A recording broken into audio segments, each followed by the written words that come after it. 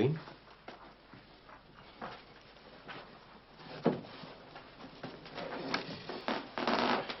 Madame, c'est vous qui demandez le divorce.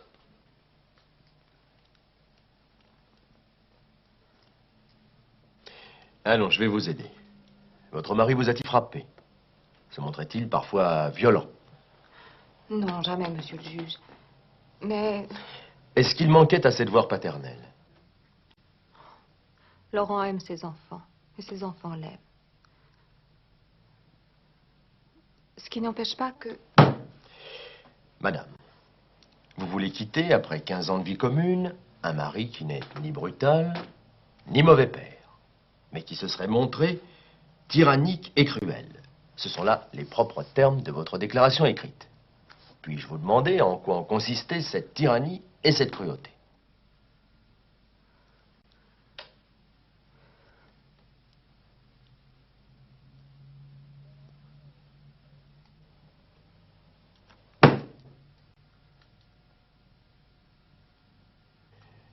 Alors, madame.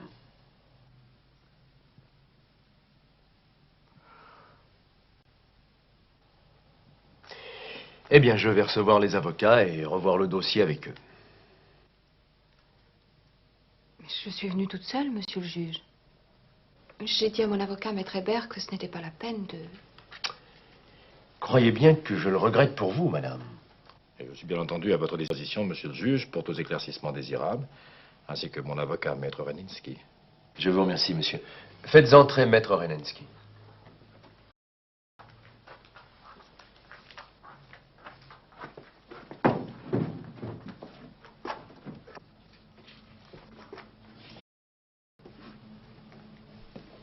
Monsieur le juge.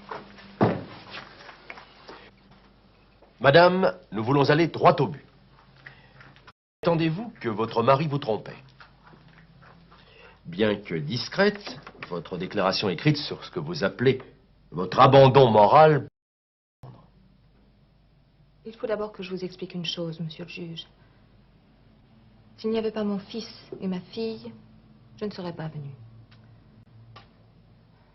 La situation créée par mon mari, jour après jour, rend l'ambiance même de la maison irrespirable pour les enfants.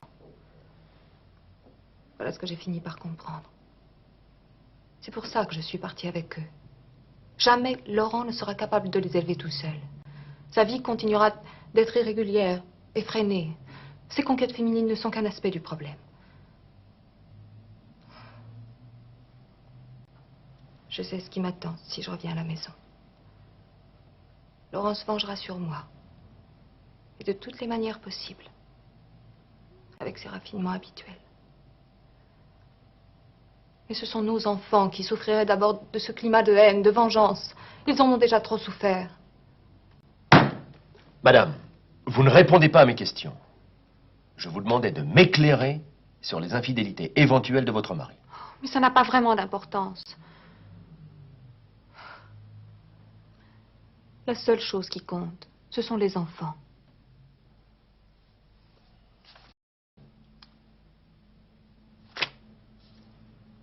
Vous avez dit tout à l'heure, c'est pour ça que je suis parti. Vous avez donc quitté le domicile conjugal. Mais j'ai raconté tout cela en détail dans la note dont vous parliez il y a un instant.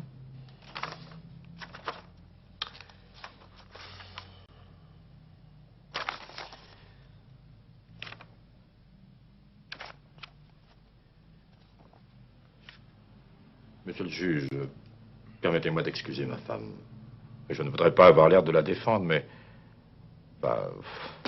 on n'est jamais complètement responsable d'une certaine instabilité, d'une émotivité presque maladive, et qui suffirait à expliquer... Oh, j'ai demandé plusieurs fois à Carole de reprendre la vie commune. Comprenez, pour moi, elle sera toujours ma femme. Jusqu'à l'irréparable décision. Continuez, monsieur. Oui, je vais tâcher d'être bref. Il s'agit surtout dans ma pensée de mes enfants. Ma femme a quitté le domicile conjugal depuis le mois de novembre. Le dossier transmis par mon avocat, maître Renensky, porte à votre connaissance la photocopie et les récépissés des lettres que j'ai envoyées à ma femme pour lui demander de revenir à la maison et de me ramener les enfants. Vous avez aussi l'exploit d'huissier constatant le numéro 12 de la cité Méliès. Alors je peux encore retirer ma plainte contre ma femme.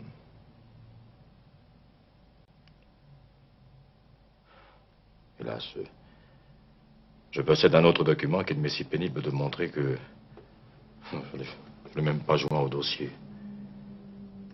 Eh bien, ayant tout essayé, je crois qu'il est de mon devoir de vous en donner connaissance.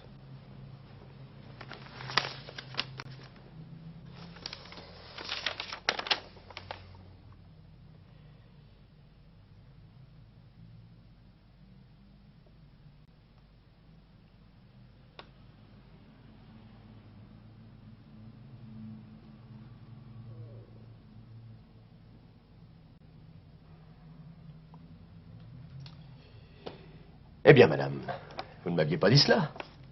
C'est en quelque sorte un constat. Un huissier auprès du tribunal vous a trouvé au 12 cité Méliès à 7 heures du matin en peignoir, avec un jeune homme du nom de Damien René, qui lui-même était en pyjama. Il est vrai que les lits étaient défaits, aussi bien dans votre chambre que dans la chambre voisine.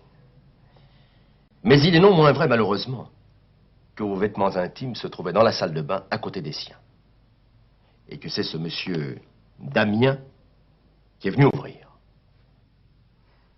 Je n'avais pas entendu. J'ai le sommeil très profond, monsieur le juge. Sans doute, sans doute. Il est également consigné dans le rapport que vous, enfin, René Damien, avez mis très longtemps à répondre. Je veux dire, à ouvrir la porte. Alors c'est donc ça. C'est donc à ça que tu voulais en venir. Moi qui ne t'ai jamais trompé de toute ma vie. Taisez-vous, madame. Asseyez-vous. Je vous ai donné toutes les chances d'expliquer votre attitude. Cette audience a déjà duré trop longtemps. Je commence à savoir à quoi m'en tenir. Vous savez à quoi vous en tenir? Alors que cette histoire policière ne figurait même pas au dossier? Il n'est pas bien épais, notre pauvre dossier. 15 années de vie sur quelques feuilles rédigées par des scribes. Et vous osez dire que cette audience a duré trop longtemps? Madame, je vous ordonne pour la dernière fois de vous taire. Asseyez-vous. Ah, monsieur le juge, je ne voudrais pas accabler ma femme. Je lui reconnais de réelles qualités. Mais il y a toujours eu ces caprices d'enfant gâté, cette instabilité d'humeur dont j'ai beaucoup souffert, je l'avoue. Et puis, il faut bien le dire, ce n'est pas la première fois que Carole quitte notre foyer. Tu mens! Taisez-vous. Laissez parler votre mari. Oui, ce n'était là que bien tardivement que j'ai pensé à constituer un petit dossier qui est devenu bien vite accablant. Et cela dans le seul intérêt de mes enfants, je vous en donne ma parole. Et avec quelles ressources fera-t-elle vivre son fils et sa fille? En dehors de son domicile actuel et provisoire, cité Méliès, chez une amie, a-t-elle un point de chute permanent? Non, tout cela est décidément très affligeant. Un peu sérieux. Quant à René Damien, c'est avec tristesse que j'en parle. Oui. C'était un habitué de notre foyer, avec qui j'avais une... Et vous avez devant vous un mari malheureux et trahi, monsieur le juge. Encore une fois, c'est pas à moi que je pense, c'est à mes enfants. Oui, le caractère instable de Carole, cette irritabilité dont vous venez d'avoir un exemple, suffisent à empoisonner l'atmosphère familiale. Au point que Geoffroy et Dominique eux-mêmes... Comment? C'est horrible. C'est toi qui oses m'accuser? Toi? Dites ce que vous avez à dire, madame. Mais pour l'amour de Dieu, soyez brève. Je vous remercie. À présent, je sais où tu veux en venir. Mon mari est mortellement vexé de voir que je lui échappe après 15 années d'esclavage. Le chantage qu'il me fait est très simple. Ou bien j'accepte de redevenir sa femme, et je vous répète qu'il saura se venger. Ça, je vous le garantis. Ou bien je refuse. Et il m'enlève tout ce qui me reste au monde. Pour moi, c'est ainsi que le problème se pose. Laurent sait que je n'ai pas de témoignage, pas de dossier, rien. Et j'ai confiance en vous, monsieur le juge. On ne peut pas m'enlever mes enfants. Je vous remercie de votre franchise, madame.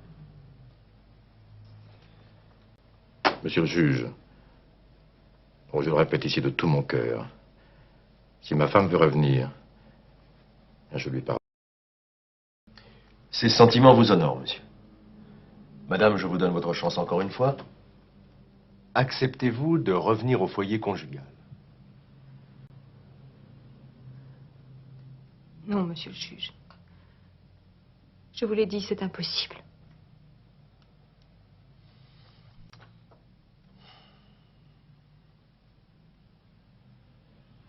Eh bien, compte tenu des pièces que nous avons en notre possession et des déclarations que nous venons d'entendre, notre décision est la suivante.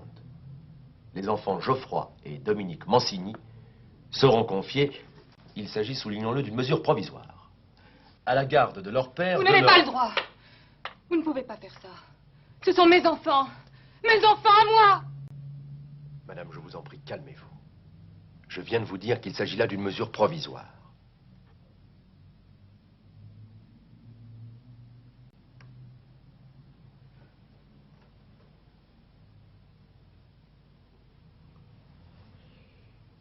Afin que le tribunal soit éclairé sur l'intérêt des enfants, quand l'affaire viendra devant lui, j'ordonne une enquête sociale qui aura lieu dans les meilleurs délais.